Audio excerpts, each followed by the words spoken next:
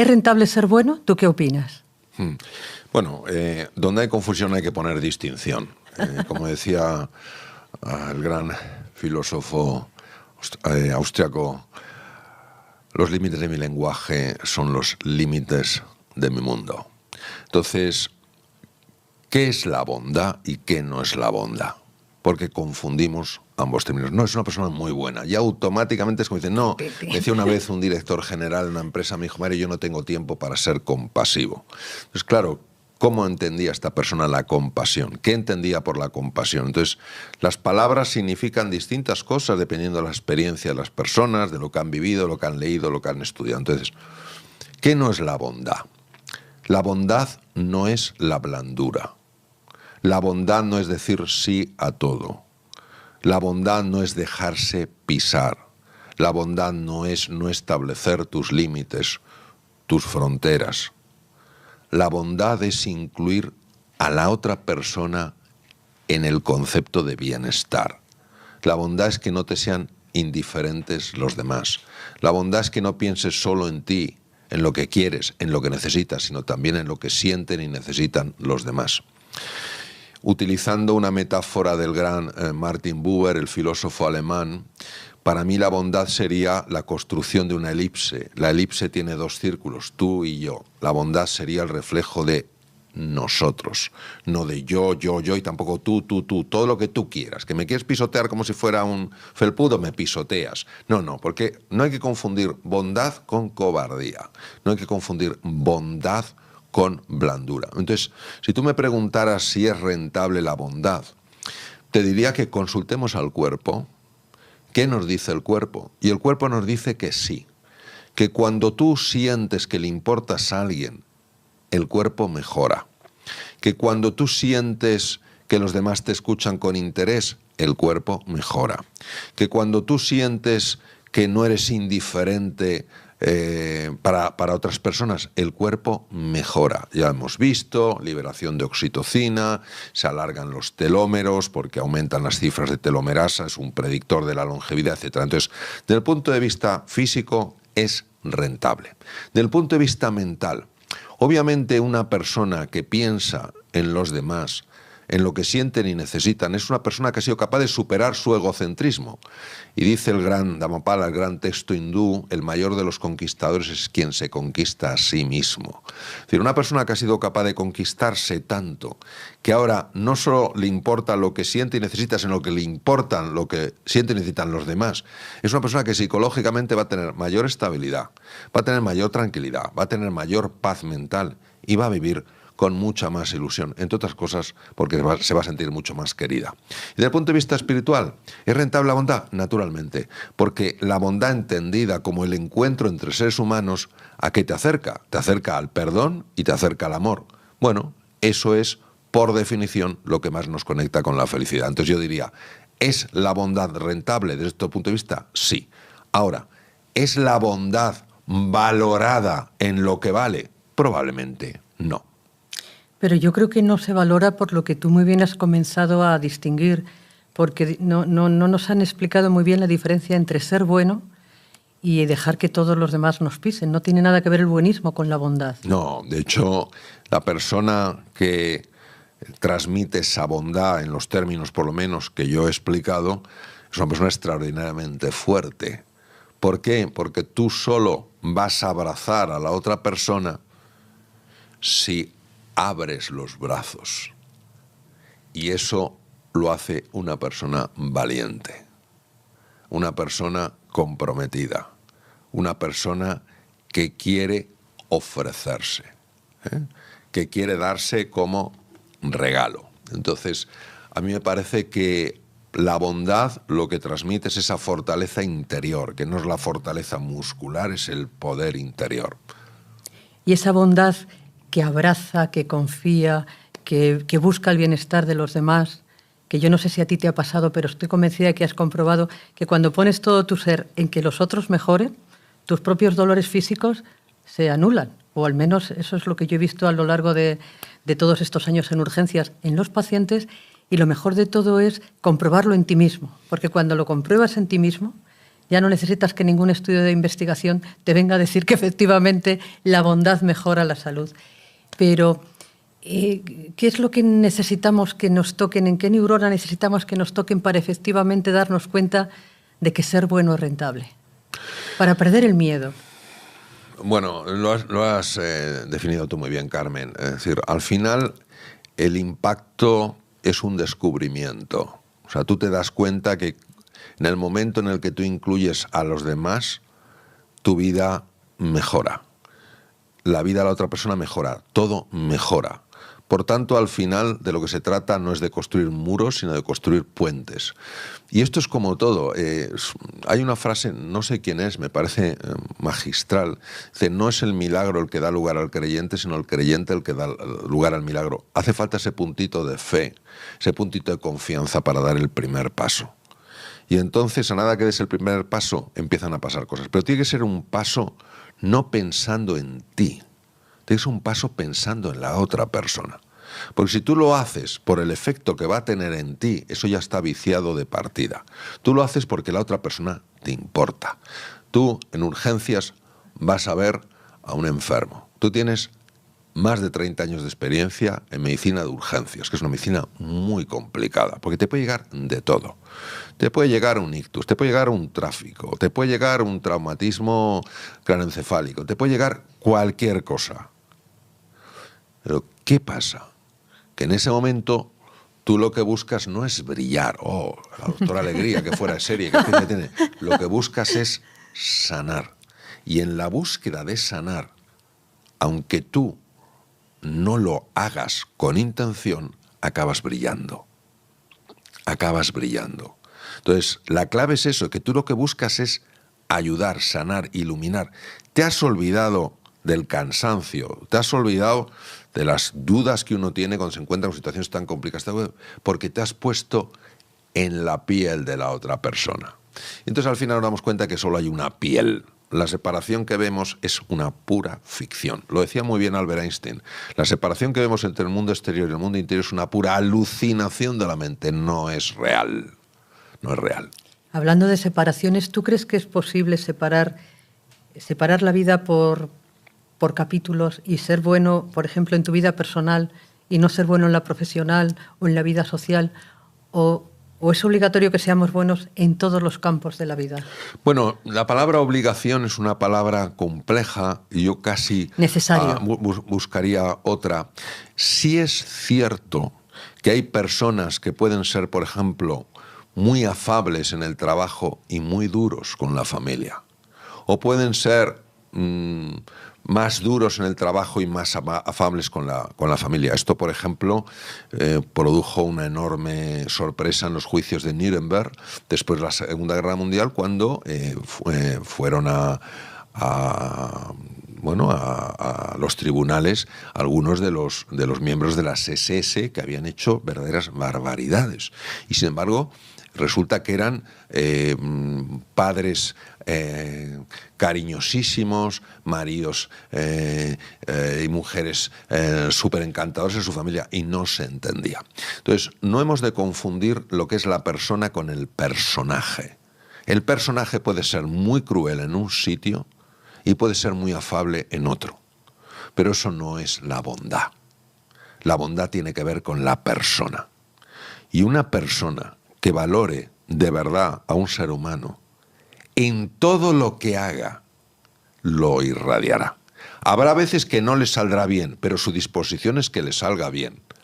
Esa que le salga bien. Entonces dirá, hoy no me sale bien, lo volveré a hacer. Pero no corta en compartimentos estancos. Eso lo puede hacer el personaje. Lo que no lo puede hacer es la persona. Ese personaje en el que tú describes tan estupendamente en el camino del despertar, ¿qué ocurre? ¿Qué es lo que tenemos que hacer para abrazar la bondad desde la confianza de que es el único camino, el válido? Como decía Howard Gardner, creo que era el que decía, no se puede ser buen profesional si no eres una buena persona.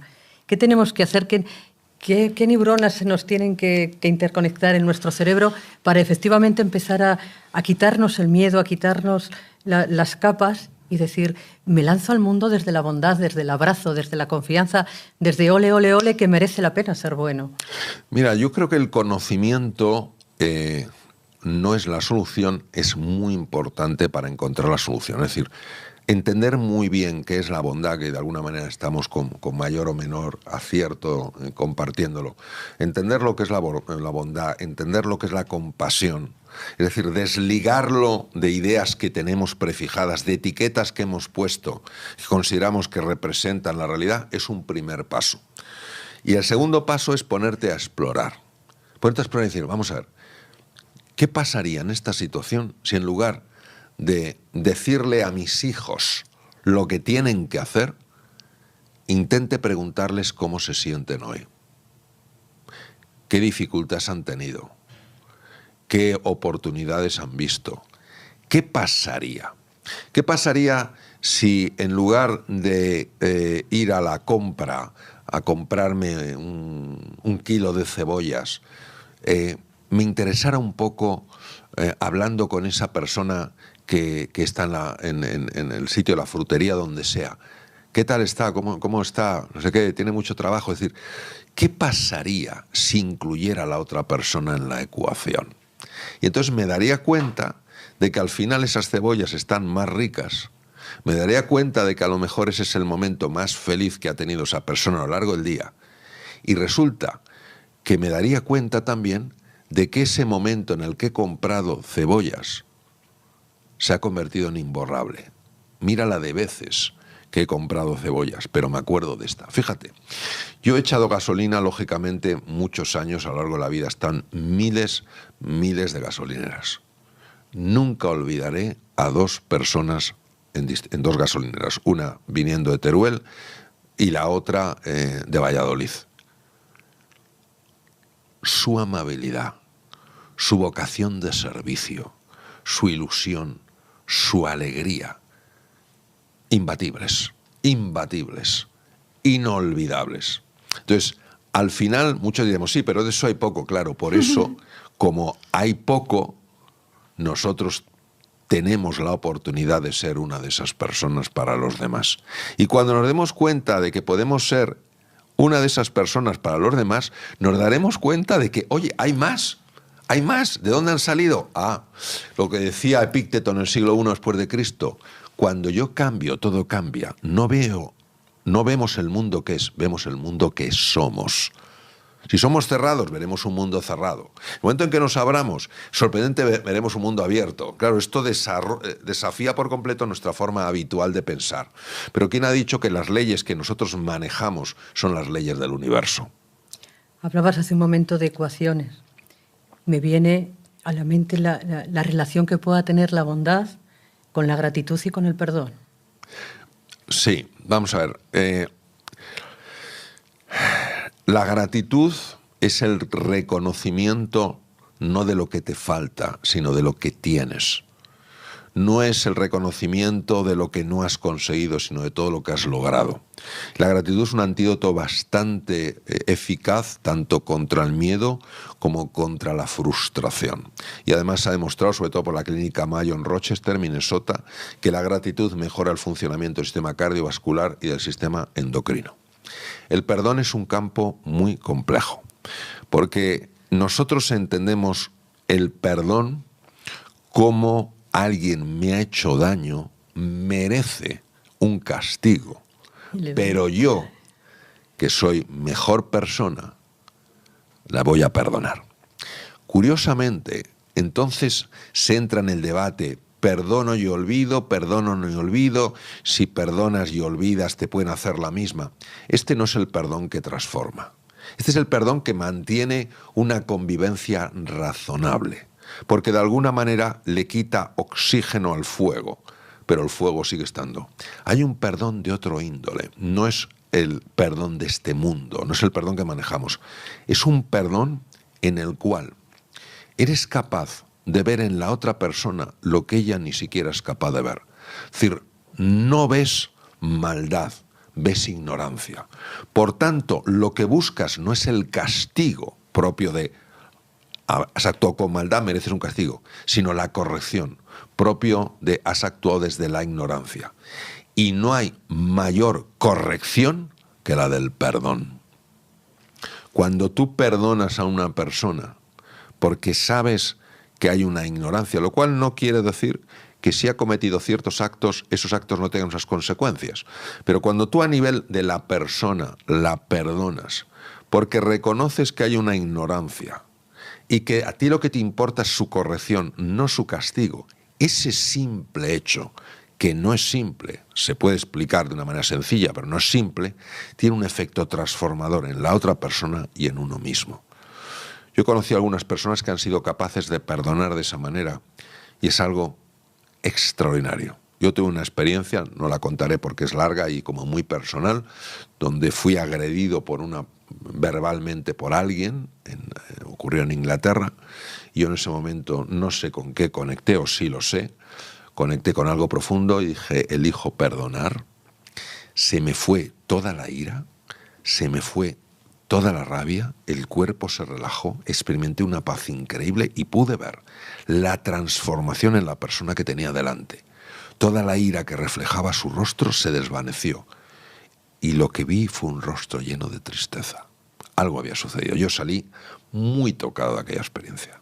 Claro, es que te escucho y me vienen también un montón de recuerdos porque es sencillo encontrar recuerdos en nuestra vida cotidiana de momentos en los que tuvimos que elegir entre perdonar o no perdonar y lo complicado que es decir perdono. Sí. Y hay una frase que todavía va un poco más allá, que no recuerdo el autor, pero me ha venido a la mente mientras te escuchaba, que dice algo así como cuando tengas que elegir entre la justicia y la misericordia, elige la misericordia. Sí. Yo creo que esa es la expresión máxima de la bondad y del perdón.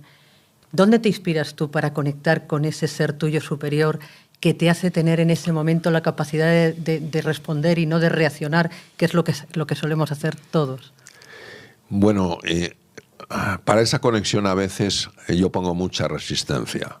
Y como pongo mucha resistencia, consciente o inconsciente, no siempre me salen las cosas como me gustaría que me salieran, ¿no? Cuando me salen es porque en un momento determinado practico lo que se llama la rendición, el surrender. La rendición no es el rendirse en una batalla, es el rendirse a un universo que es capaz de ver lo que yo soy incapaz de ver y es capaz de hacer a través mío lo que yo por mí mismo en ese momento soy incapaz de hacer. Entonces, cuando tengo esa disposición a dejarme enseñar, a dejarme guiar, lo que sale a través de mí y entonces tiene ese poder transformador en las dos personas, ¿no? Entonces, muchas veces es sobre todo el reconocer hasta qué punto lo que veo también lo estoy proyectando, el reconocer que no conozco la realidad de una persona, no sé por lo que está pasando una persona, por tanto no puedo juzgar porque no conozco. Y en tercer lugar, y a mí esto me ha sido una enorme utilidad, esa disposición de pedir ayuda. Pedir ayuda, oriéntame, guíame. Hay personas que a lo que piden ayuda le llamarán el misterio, otras le llamarán campo acásico, otras vida en mayúscula. Yo le llamo Dios, ¿no?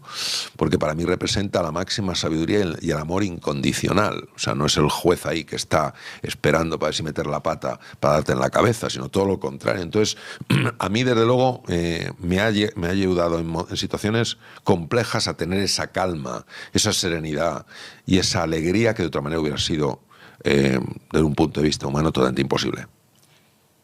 En tu libro El camino del despertar, cuando hablas de ir pasando umbrales, yo he entendido, corrígeme si no lo he entendido bien, porque cada uno entiende las palabras, claro, lógico, como le vienen en ese momento, bueno, ¿no? Eso como quieren, que cada uno me viene útil a mi vida y me viene así. Con el libro, claro. Pero en este momento de mi vida, que lo he leído hace poquito, porque ha salido hace poquito, sí. He entendido que el umbral tercero es como conectar con lo divino, sí. ¿no? Ahora que hablabas sí. tú de Dios. A mí también me gusta la palabra Dios porque me parece que sirve para cualquier religión. Creo que era el Dalai Lama que decía, la verdadera religión es tener un corazón bueno. Uh-huh. Entonces, ¿tú crees que traspasando ese tercer umbral, que yo todavía estoy en el primero, pero espero y confío en algún momento poder llegar a umbrales más avanzados, ¿tú crees que ese tercer umbral, esa conexión con Dios, no es otra cosa que tu parte también, tu chispa divina? Sí, por supuesto. Por supuesto.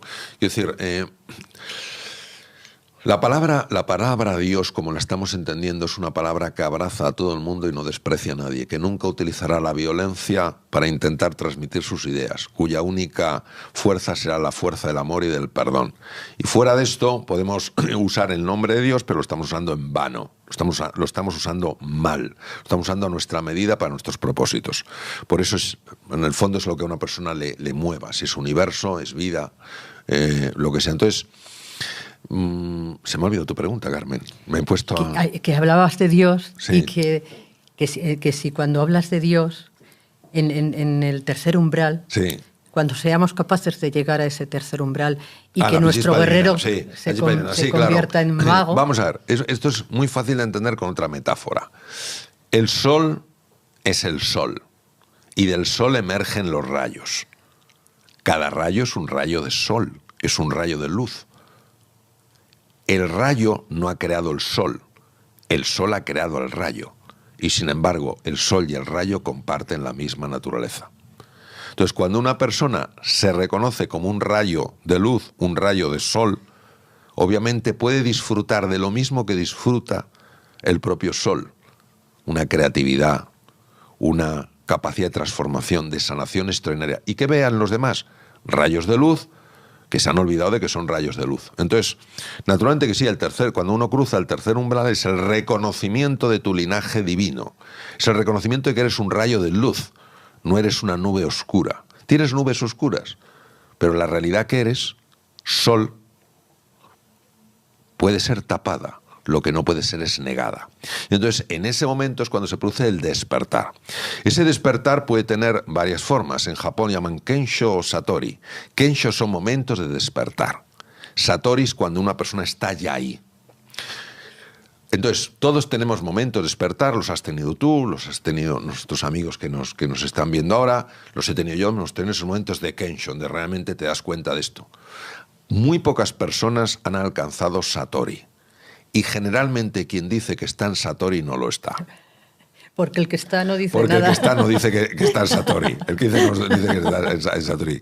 ¿Sabes? Entonces, en ese sentido, eso es una realidad incuestionable. Y cuando uno lo ha vivido, no puede negarlo. Bueno, podría seguir charlando contigo durante horas. Me temo que como siempre, se nos ha hecho el tiempo ya clave, pero si tengo que elegir una palabra... De todo lo que he aprendido contigo, elijo la palabra gracias. Gracias de corazón por transmitirnos de esa forma tan gráfica y tan amena y tan sencilla tu sabiduría. No sé si me la has transmitido por ósmosis, pero quiero pensar que sí. Y gracias por ser como eres. Y hasta siempre. Bueno, gracias a ti, Carmen. Yo, sabiduría poca. Ganas de tener sabiduría muchas, ¿no? Ha sido un encuentro delicioso. Yo también te quiero a ti agradecer tu forma de ser, tu dedicación a los enfermos, tu amor por los enfermos, ser una verdadera pionera en todo lo que es el humanismo en la medicina.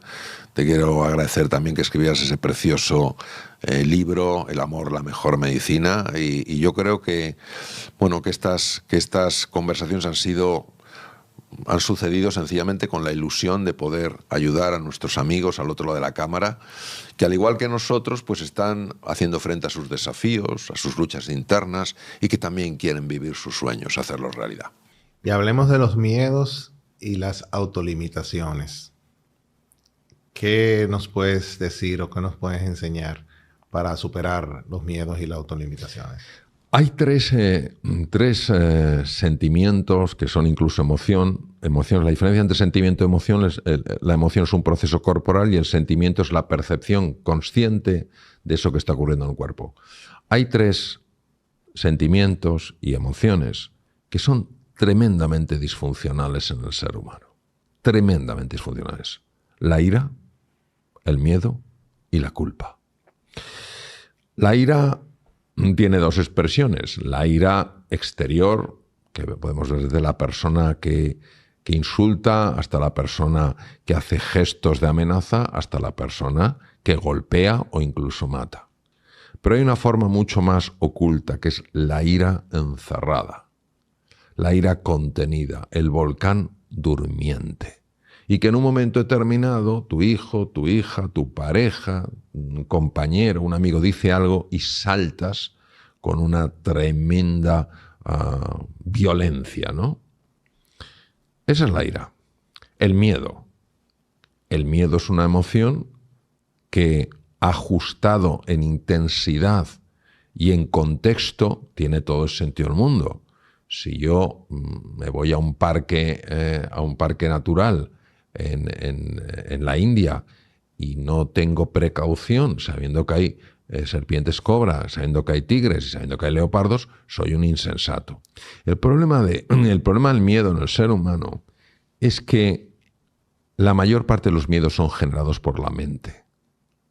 Entonces, cuanto más miedo tenga yo a una persona, más la voy a atacar y voy a sentir que me estoy defendiendo. Ya. Entonces hay que tener mucho cuidado porque la ira y el miedo son las dos caras de la misma moneda, exactamente la misma moneda. Si yo tengo ira y ataco, tengo miedo a la reacción. Si tengo miedo, para protegerme, ataco. Entonces, estas dos emociones van por un lado. Y la tercera es la culpa. La culpa no tiene nada que ver, absolutamente nada que ver, con la tristeza por el error cometido y la llamada al arrepentimiento. He cometido un error, he hecho un daño, ha tenido unas consecuencias, lo siento profundamente y voy a ver cómo puedo reparar esto. Eso es necesario y perfectamente válido. La culpa es el castigo que yo infrinjo en otra persona o en mí para hacerme sufrir de forma constante. Me hago sufrir porque soy culpable de lo que hice. Me hago sufrir porque soy culpable de lo que soy. Me hago sufrir porque cometeré errores y meteré la pata. Entonces la culpa es devastadora.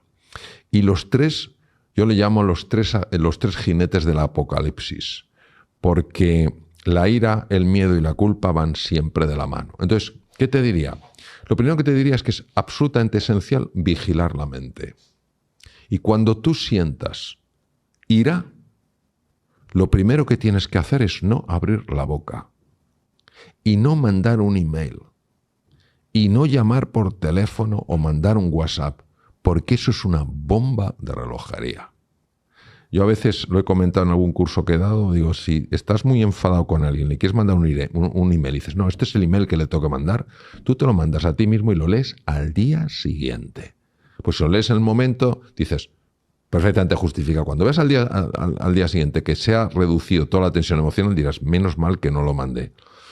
Lamentablemente a veces, por no saber sujetar nuestra lengua, pronunciamos el discurso que más vamos a lamentar. Entonces, lo primero ante la ira es no te dejes llevar por ella. No niegues que la tienes, porque si la intentas bloquear, la ira te va a salir por otro lado. Reconoce que tienes ira aunque sea con tus seres más queridos.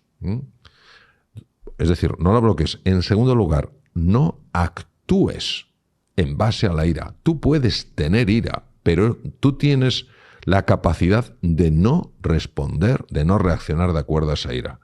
En tercer lugar, lo que tienes que hacer es observar la ira. Tienes que desapegarte de la ira. Sé que es difícil, también sé que se puede hacer. Es decir, intenta tomar distancia y observa esa ira, cómo está afectando tu cuerpo. Notarás a lo mejor que se te contrae la mandíbula, notarás que la respiración es más torácica. Obsérvalo. El simple distanciamiento es como si le quitara potencia a esa ira. Luego toma 3 respiraciones profundas. 1, 2 o 3. Y finalmente hazte una pregunta. ¿Qué es lo más importante aquí?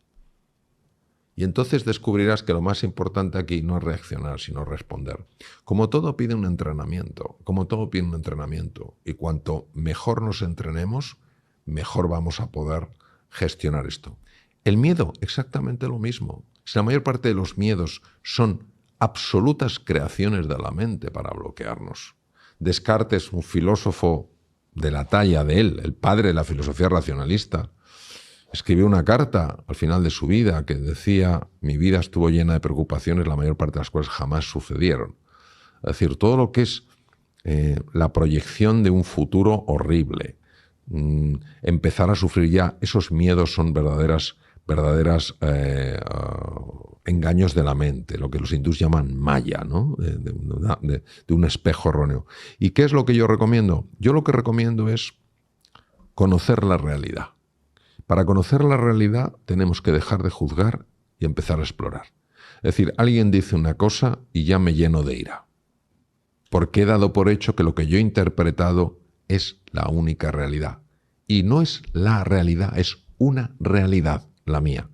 Si yo en ese momento juzgo y condeno y castigo, me sale mi ira o mi miedo, porque si mi ira le afecta a otra persona a ver cómo contraataca, yo no podré conocer. Si yo tengo la humildad de decir: mi realidad no es la realidad, es una realidad. ¿Qué es lo que has querido decir? Explícamelo.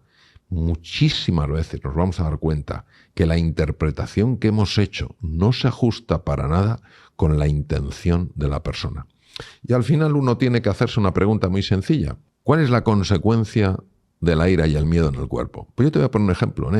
Conozco una persona magnífica. En un momento de ira,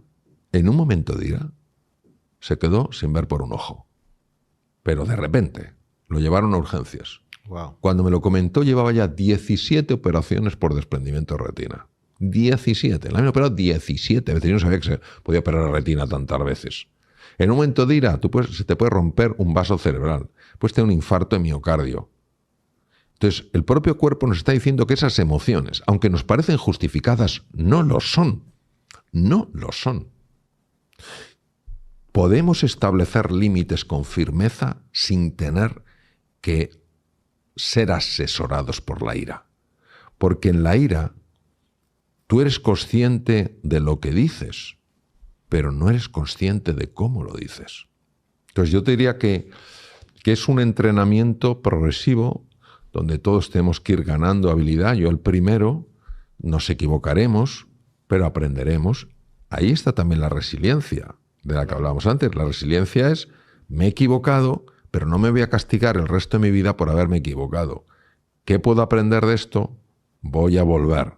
Y mañana lo haré mejor. Y mañana, pues si reacciono, reaccionaré con menos intensidad y durante menos tiempo. Y así es como vamos ganando ese espacio que se llama libertad. De una forma u otra, a lo largo de esta interesantísima conversación, creo que lo has venido diciendo, nos has venido dando ya informaciones súper valiosas al respecto. Pero me gustaría saber si tienes algo que añadir a cómo nosotros podemos cultivar mejores relaciones interpersonales, más saludables, más trascendentes, más de impacto. ¿Cómo pudiéramos realmente mejorar nuestras relaciones interpersonales? ¿O qué añadirías a lo que nos has comentado hasta ahora al respecto? A mí me impresionó mucho algo que leí de San Pablo. Y decía al final: solo se os va a examinar en una asignatura, en el amor. Y yo la verdad es que me quedé muy sorprendido. Dije: oye, cantidad de cosas que te pueden examinar en la vida en el amor. Y en su canto al amor habla de la sabiduría, habla no sé qué, de dominio de las lenguas y al final el amor. Entonces vamos a profundizar un poco en esta frase, para mí, tan sumamente acertada y profunda. El amor es el antídoto natural del miedo. ¿Por qué? Porque cuando tú amas a una persona, no la tienes miedo. Y porque cuando una persona te tiene miedo, pero se siente amada por ti, deja de tener miedo. Entonces, ¿de qué amor estamos hablando? No estamos hablando del amor como lo entendemos las personas, de forma que es un intercambio. Yo te amo si eres como yo quiero que seas. O me correspondes. O, claro, yo te amo si tú me correspondes. O cosas tan horribles que se oyen a veces, fruto de nuestra ignorancia, nuestra maldad: si eres así, Dios no te va a querer. Con lo cual, imagínate la imagen que tenemos de ese Dios, y no me extraña que tantas personas, lamentablemente, rechacen a alguien tan sublime, ¿no? Por esa conexión que han hecho. Entonces, ¿qué quiere decir? Que el amor es transmitirle a una persona: yo no te quiero por cómo eres o dejas de ser, yo te quiero por quién eres. Yo te quiero por quién eres, porque eres una persona digna de respeto, porque eres un ser humano. Y desde ese amor sí se pueden establecer límites y decir, hasta aquí no, pero yo no busco agredir a la persona, no estoy canjeando, tú te portas de una manera, yo te amo. Lo que estoy diciendo claramente es, estos son los límites. No está en juego no está en juego el amor, pero sí está en juego a lo mejor que tú y yo sigamos juntos.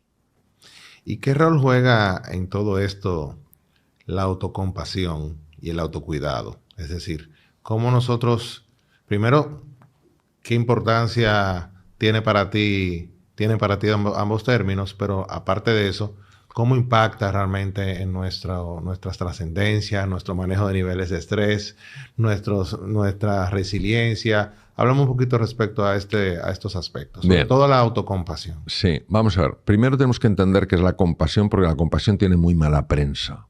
En una ocasión, un director general de una empresa me dijo, Mario, yo no puedo tener compasión porque tengo 2.000 personas. Y me dejó bastante descolocado.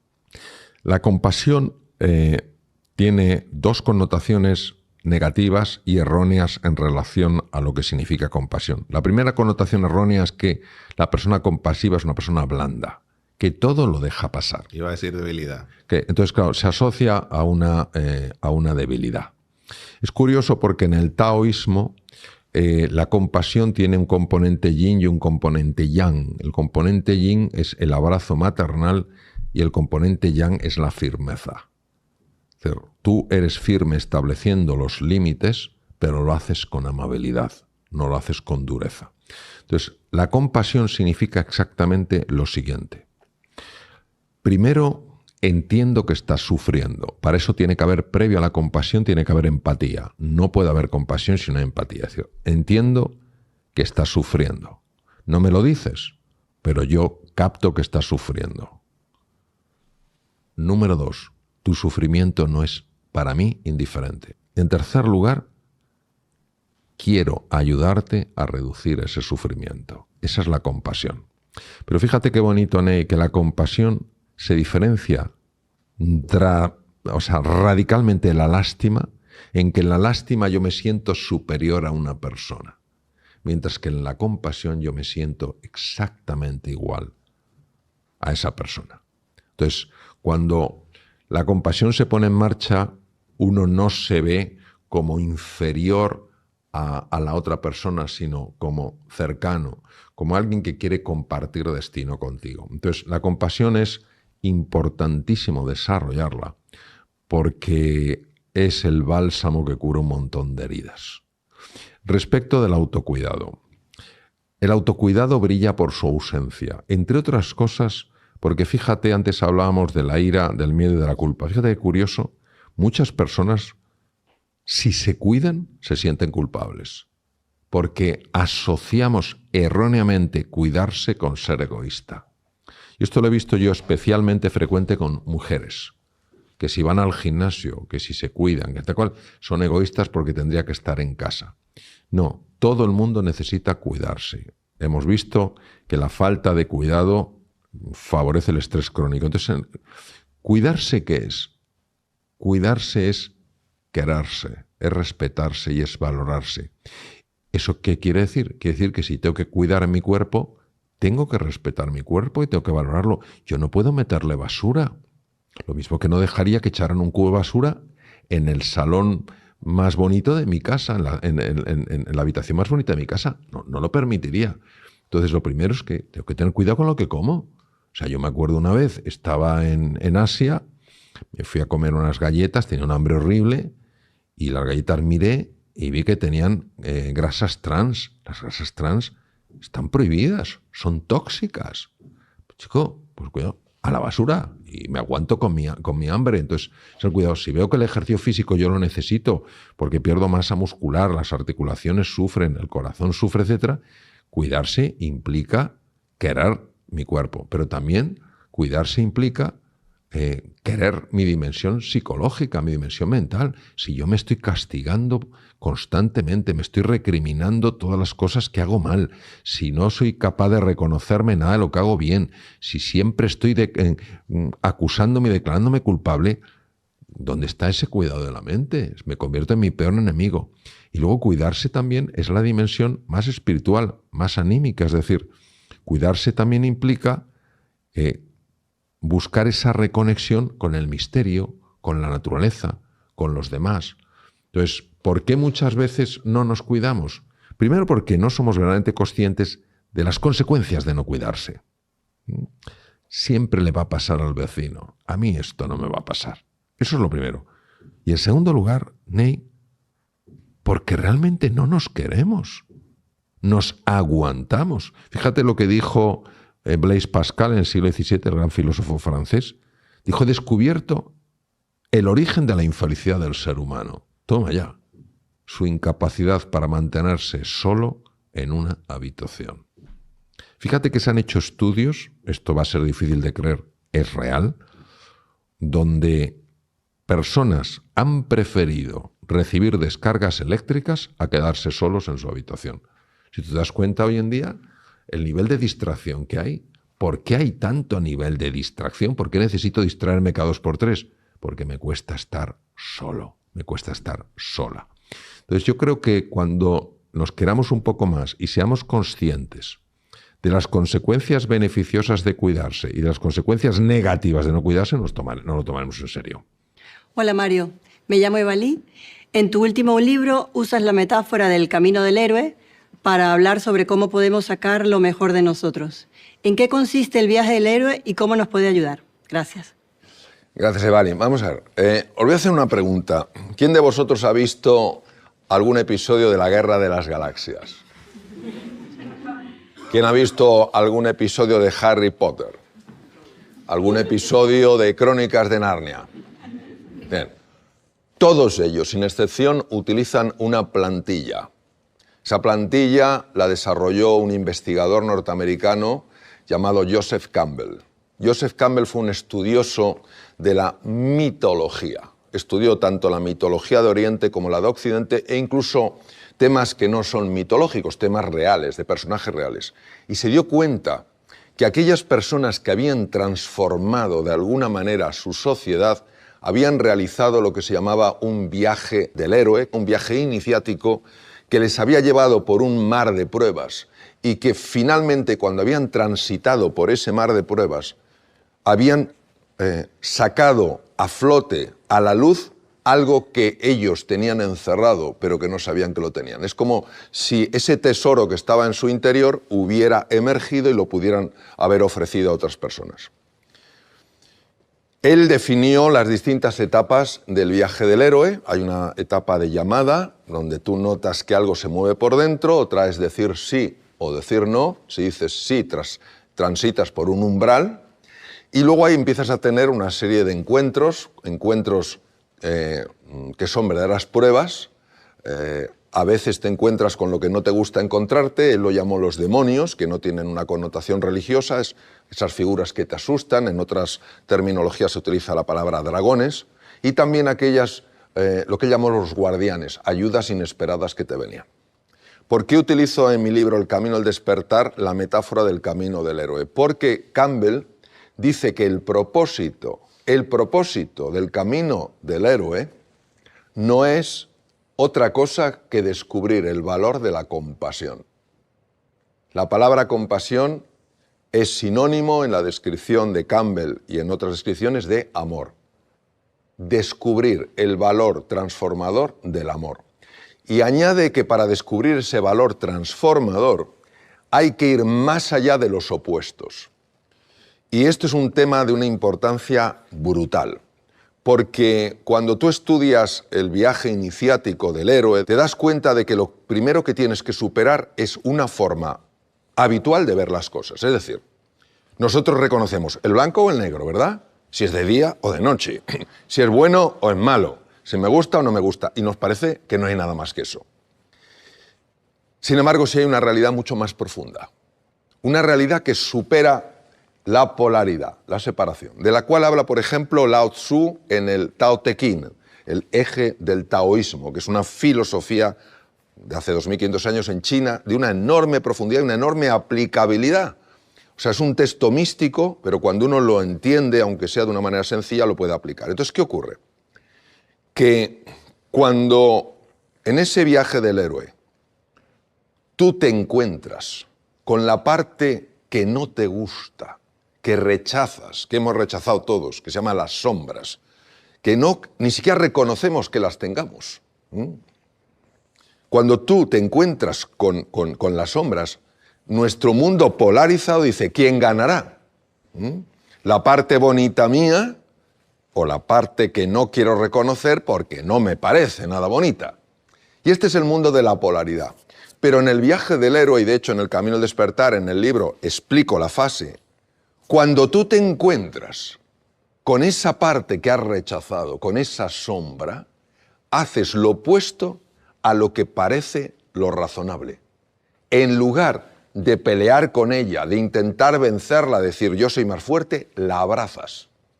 Y en el momento en el que la abrazas, se produce una transformación, de la cual hablaba ya el gran psiquiatra suizo Carl Gustav Jung. Fijaos qué impresionante lo que decía. Lo que se resiste, persiste. Lo que se abraza, se transforma. ¿Quién abrazaría la parte de sí mismo, de sí misma que no soporta este temperamento que tengo, esta cobardía, esta timidez, que quiero ocultarla para que no se vea? Pues qué curioso, cuando uno abraza su sombra, cuando uno abraza eso que no les gusta, se transforma. Y en lugar de ser, digamos, la parte favorable la que vence a la desfavorable, surge alegría, entusiasmo, creatividad, serenidad y confianza. Esto es tan difícil de entender con nuestra forma tan cartesiana de pensar que yo lo que utilizo es una metáfora que aprendí del premio Nobel Gerald Edelman. Tuve la suerte de conocerle, él ganó su premio Nobel por estudios del sistema inmune y nos explicó muy bien este concepto en otro contexto, ¿no? Yo quiero que os imaginéis el oxígeno, ¿vale?, con sus características, y el hidrógeno con sus características. Imaginaos que estuvieran enfrentados y el oxígeno no quisiera saber nada del hidrógeno. No quiero saber nada de ti, no quiero saber nada de ti. Y entonces hay un momento en que el oxígeno quiere vencer al hidrógeno. No, el oxígeno abraza al hidrógeno, que resulta agua. Y diremos, bueno, esto es obvio. No es tan obvio. Porque fijaos qué cosa tan alucinante. Ninguna propiedad, ni física ni química del agua pueden ser deducidas de los gases de partida. Surge algo nuevo. Es la alquimia del universo. Emerge algo nuevo. Por eso, cuando tú emprendes el camino del héroe, abrazas a tus sombras, surge una paz interior, una alegría, un entusiasmo. Y dices tú, ¿pero de dónde ha salido esto? Si aquí era como el bien luchando contra el mal. No, es, entre comillas, el bien abrazando teóricamente al mal para transformarlo. Entonces, no he encontrado a lo largo de los años ninguna metáfora más bonita, más anclada en nuestro inconsciente, porque es parte de nuestro inconsciente colectivo, como lo llama Jung, que el camino del héroe. Lo que pasa es que yo el título del libro le he llamado El camino del despertar, porque el camino del héroe, en el fondo, lo que te lleva es a despertar a una nueva realidad.